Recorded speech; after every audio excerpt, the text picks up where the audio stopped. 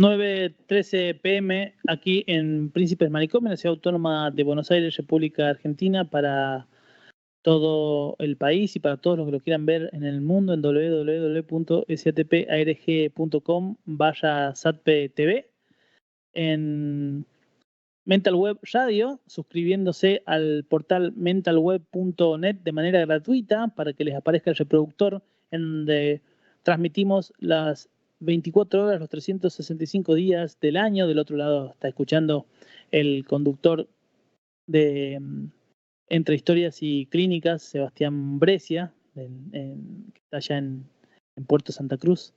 Hermosos los podcasts que viene tirando, los recomiendo seguir por redes a mi amigo Achono.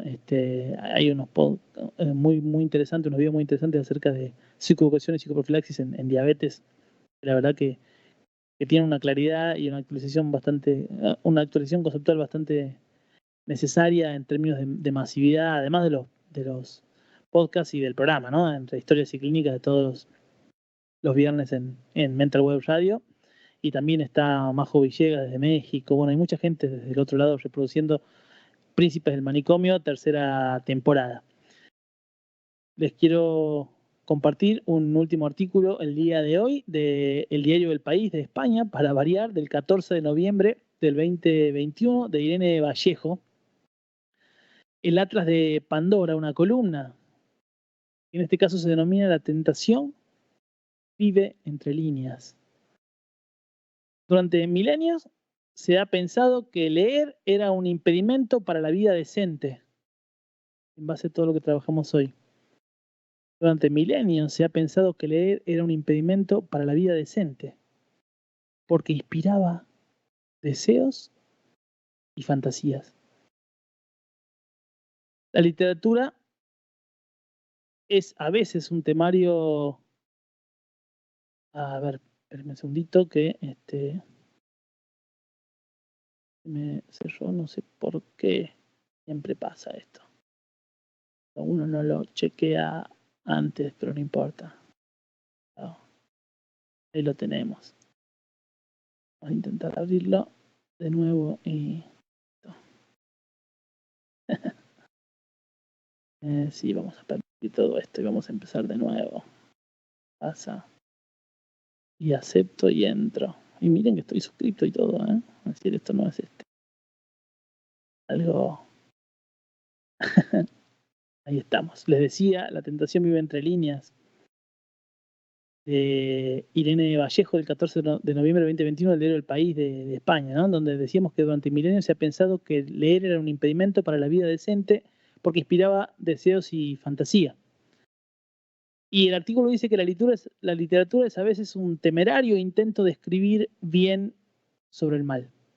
Me parece maravillosa esa definición. La literatura es a veces un temerario intento de escribir bien sobre el mal.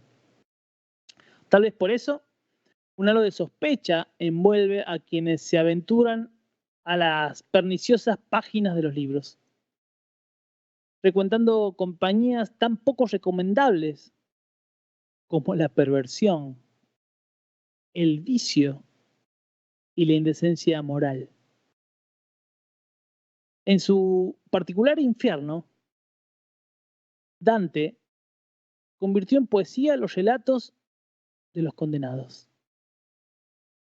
En las tinieblas del Florentino hay comilones, vagos, proxenetas, astrólogos y políticos corruptos, incluso escritores de cierto prestigio como Homero y Ovidio.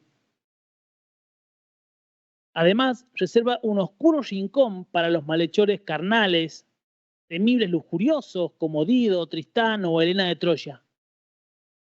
Los castigos de Averno no incluyen el silencio, así que el poeta les permite dar su versión de los hechos. Cuentan con el consuelo de su propia voz. Entre los voluptuosos pecadores de la comedia se encuentran Francesca de Rimini y Paolo Malatesta, personajes reales que protagonizaron la crónica negra medieval. Como era habitual en la época, el padre de Francesca la casó por intereses políticos. Sin embargo, ella se enamoró del hermano menor de su esposo. Al descubrir el adulterio, el marido asesinó a ambos sin piedad. En el poema de Dante, las sombras de los dos amantes condenados vuelan juntas como palomas llamadas por el deseo.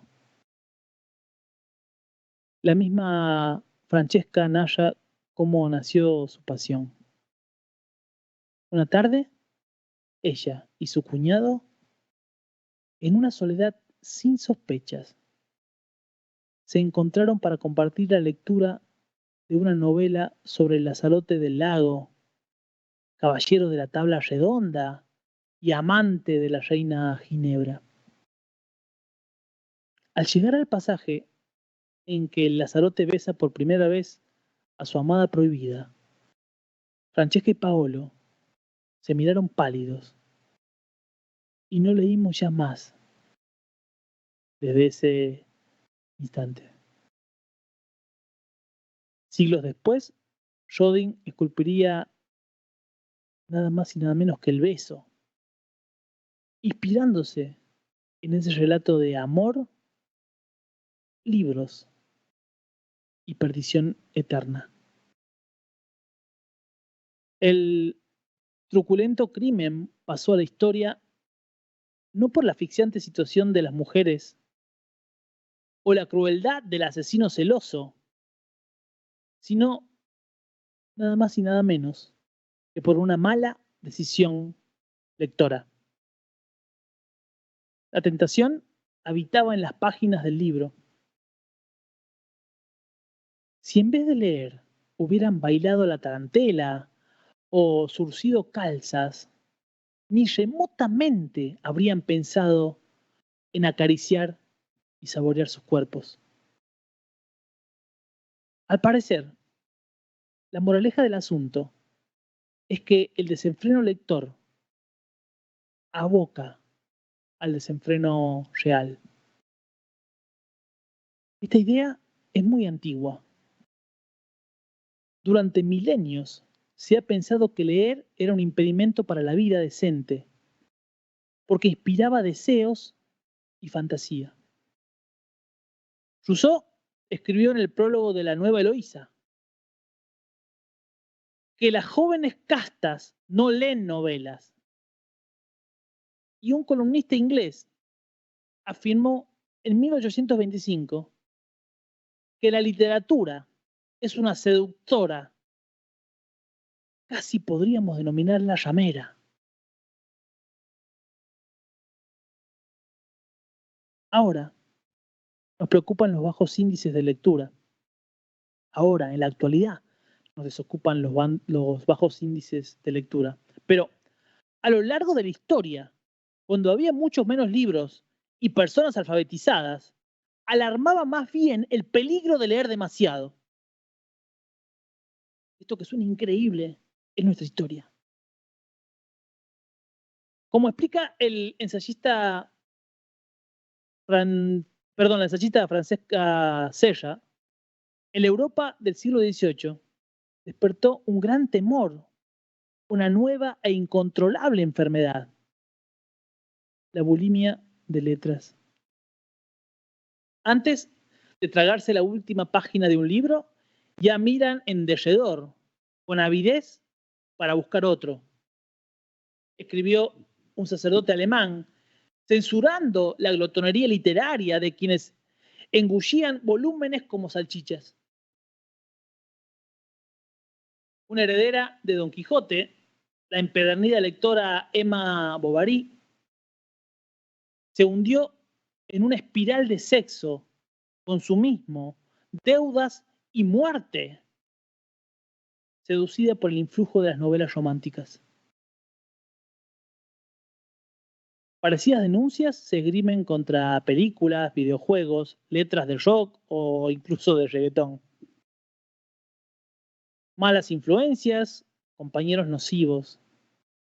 En La Rosa Púrpura del Cairo, de Woody Allen, la familia de la protagonista piensa que su verdadero problema no es la Gran Depresión, ni tampoco su marido borracho, ni tampoco el paro o la miseria, sino su excesiva afición a las películas.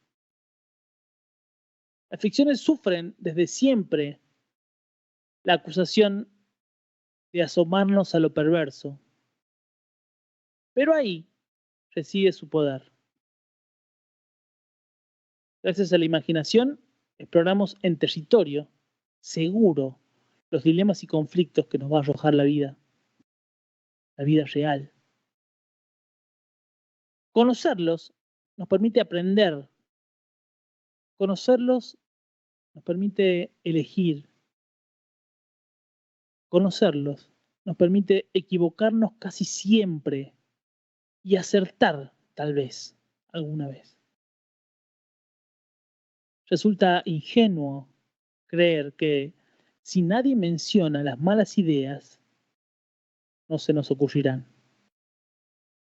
Como si pudiéramos ser sabios por ignorancia, como si existiera la posibilidad de ser sabios por ignorancia. Repito,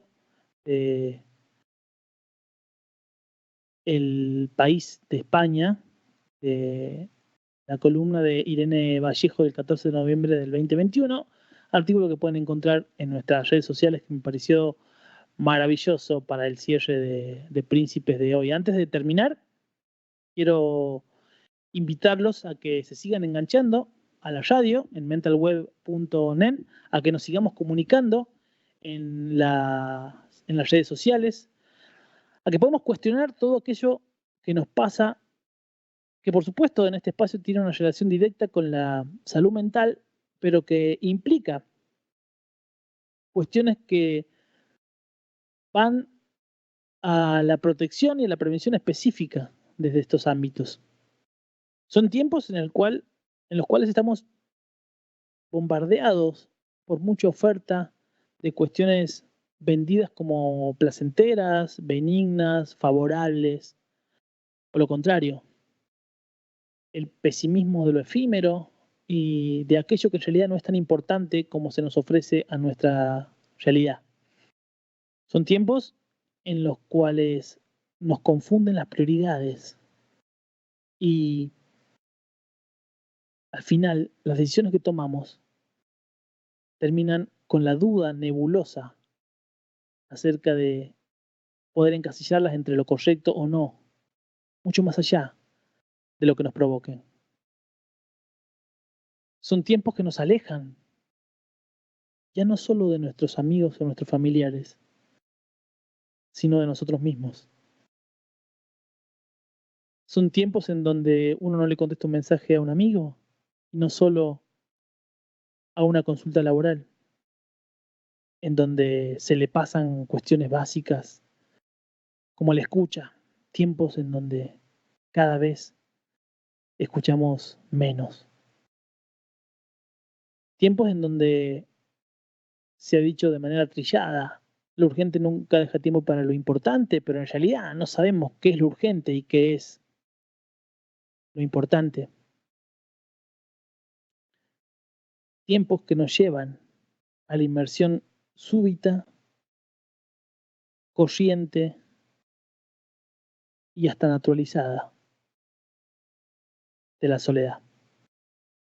En ese marco proponemos exactamente todo lo contrario. Cuestionar y cuestionarnos. Sobre todo esto, lo segundo más que lo primero. Sin resentimientos, sin odios, sin exclusiones, sin totalitarismos. Y sobre todo, con la convicción y con el convencimiento que la construcción es colectiva y no individual, en donde los procesos personales, si bien necesarios y con distintos roles, nunca deben ir por encima de la construcción colectiva tan necesaria para nuestro bienestar. Tiempos en donde nosotros No solo proponemos esto en términos discursivos, en la semántica del lenguaje, sino en lo que proponemos a las personas que tenemos al lado, en ámbitos laborales, sociales, pero también lo que podemos ofrecer a nuestros familiares, a nuestros amigos, pero por sobre todas las cosas, a nosotros mismos.